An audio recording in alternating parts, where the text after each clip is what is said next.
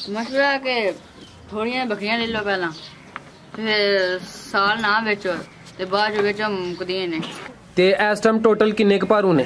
Total 15 20 15 भारू होण 15 20 भारू होण ते इन्हां तो साल दी तुहानू किन्नी क कमाई होई जंदी है? 4-5 लाख आसानी नाल जी माशाअल्लाह।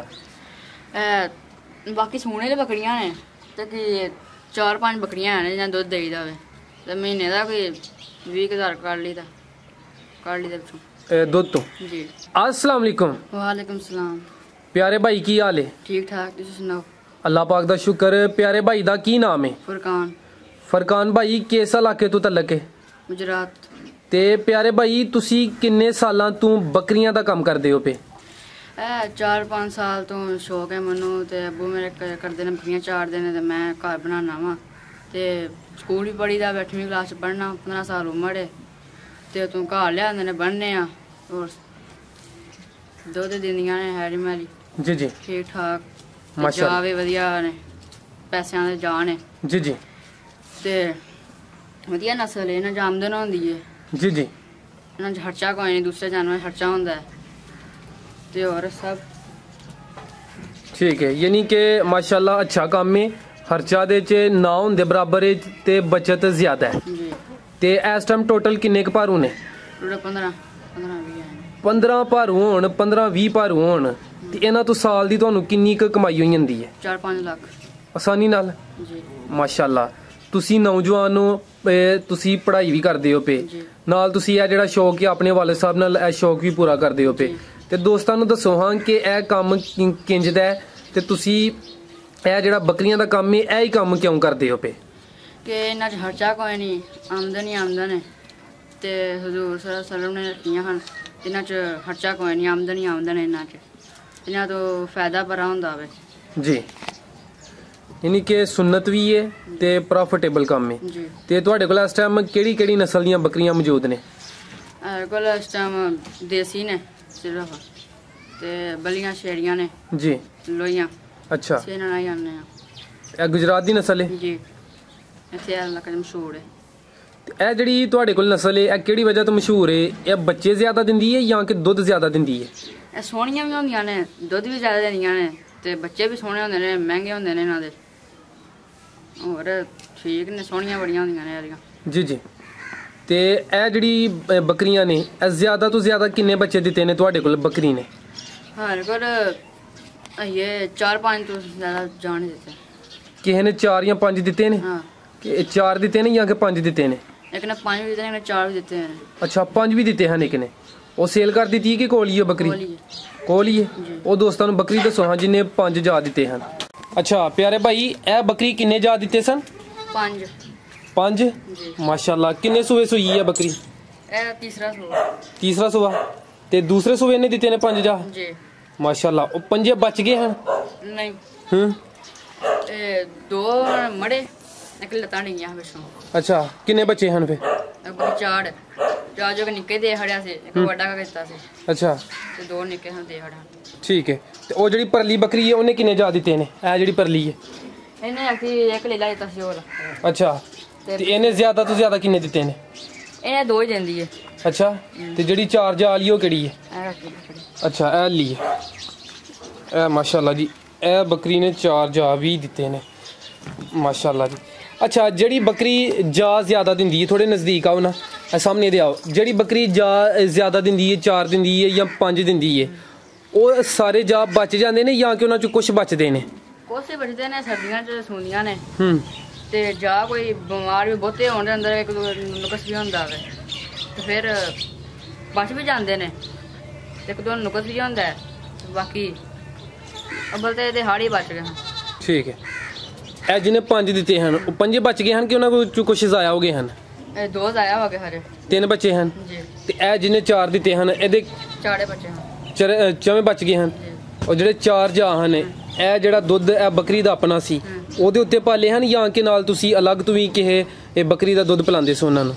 ਇਹਦਾ ਵੀ ਸਾਲਾ ਪੀਂਦੇ ਹਨ ਤੇ ਇੱਕ ਦੋ ਬੱਕਰੀ ਹੋਵੇ ਪਿਲਾ ਲਈ ਤੇ ਇੱਕ ਭੁੱਖੇ ਹੋਣ ਤੇ ਰੱਜੇ ਹੋਣ ਤੇ ਇਹਦੀ ਪੀ ਲੈਂਦੇ ਹਨ ਦੁੱਧ ਦੀ ਬੱਕਰੀ ਬੜਾ ਹੋਵੇ ठीक है माशाल्लाह यानी कि दुध अच्छा दिंदियां ने अगर जरूरत पे ते नाल तुसी दूसरी बकरी दा दुध पिला सकदे हो। ते प्यारे भाई तुसी ਇਹਨਾਂ ਦੀ ਸੇਵਾ ਕੀ ਕਰਦੇ ਹੋ? ਰੋਜ਼ਾਨਾ ਦੀ ਰੂਟੀਨ ਕੀ ਰੱਖੀ ਜੇ? ਅੱਜ ਕੱਲ ਗਰਮੀ ਦਾ ਮੌਸਮ ਹੈ, ਸਵੇਰ ਤੋਂ ਲੈ ਕੇ ਸ਼ਾਮ ਤੱਕ ਇਹਨਾਂ ਨੂੰ ਕਿੰਨੇ ਘੰਟੇ ਚਾਰਦੇ ਹੋ? ਤੇ ਇੰਨਾ ਜਿਹੜਾ ਮਾਲ ਤੁਸੀਂ ਰੱਖਿਆ ਇੱਕ ਬੰਦਾ ਸੰਭਾਲਦਾ ਜਾਂ ਕਿ 2 ਬੰਦੇ ਸੰਭਾਲਦੇ ਨੇ? ਜੀ ਸਵੇਰ ਬੂਰੇ ਖੜਦੇ ਨੇ 10 ਵਜੇ ਬਾਹਰ, ਤੇ ਸ਼ਾਮੀ 7 ਵਜੇ ਲੈ ਆਉਂਦੇ ਨੇ, ਤੇ ਇਕੱਲੇ ਹੀ ਹੁੰਦੇ ਨੇ, ਚਾੜਦੇ ਨੇ।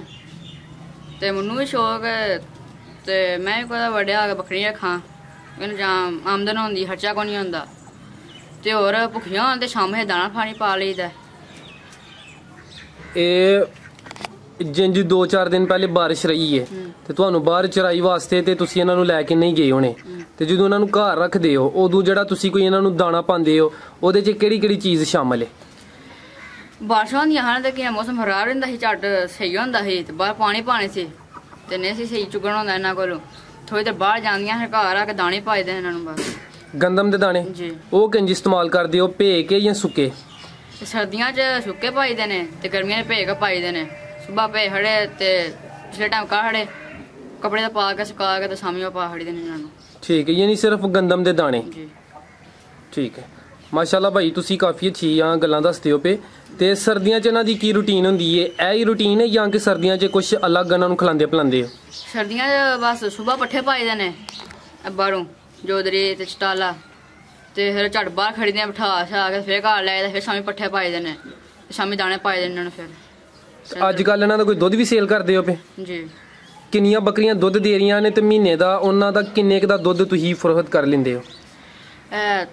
ਬਾਕੀ ਸੋਹਣੇ ਵਾਲੀ ਬੱਕਰੀਆਂ ਨੇ, ਤੇ ਕਿ 4-5 ਬੱਕਰੀਆਂ ਨੇ ਜਿਹਨਾਂ ਦੁੱਧ ਦੇਈਦਾ ਹੋਵੇ, ਤੇ ਮਹੀਨੇ ਦਾ ਕੋਈ 20,000 ਕੱਢ ਲਈਦਾ ਵਿੱਚੋਂ ਦੁੱਧ ਤੋਂ। ਜੀ ਮਾਸ਼ਾਅੱਲਾ, ਦੁੱਧ ਦਾ ਰੇਟ ਕੀ ਮਿਲਦਾ ਪਿਆ?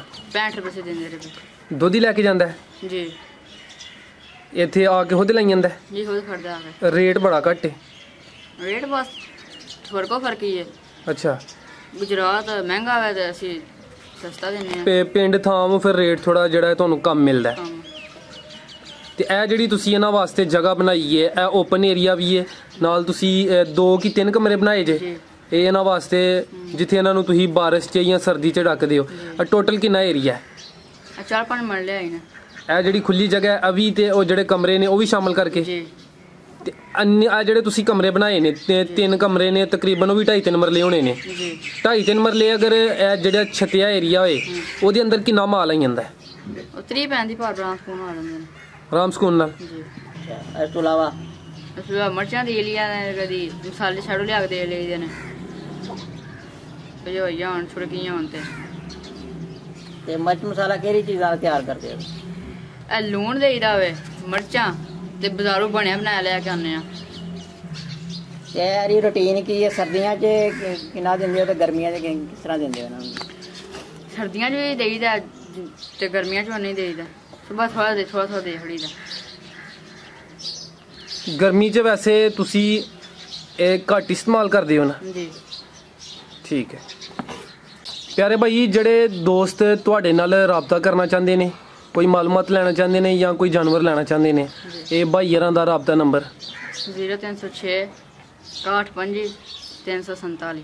ਤੇ ਜਿਹੜੇ ਦੋਸਤ ਬੱਕਰੀਆਂ ਪਾਲ ਕੇ ਇਹਨਾਂ ਤੋਂ ਪੈਸੇ ਕਮਾਉਣਾ ਚਾਹੁੰਦੇ ਨੇ ਉਹਨਾਂ ਨੂੰ ਤੁਸੀਂ ਕੀ ਮਸ਼ਵਰਾ ਦੇਣਾ ਚਾਹੁੰਦੇ ਹੋ? ਮਸ਼ਵਰਾ ਕਿ ਥੋੜੀਆਂ ਬੱਕਰੀਆਂ ਲੈ ਲਓ ਪਹਿਲਾਂ, ਫਿਰ ਸਾਲ ਨਾ ਵੇਚੋ ਤੇ ਬਾਅਦ ਵਿੱਚ ਮੁੱਕਦੀਆਂ ਨੇ।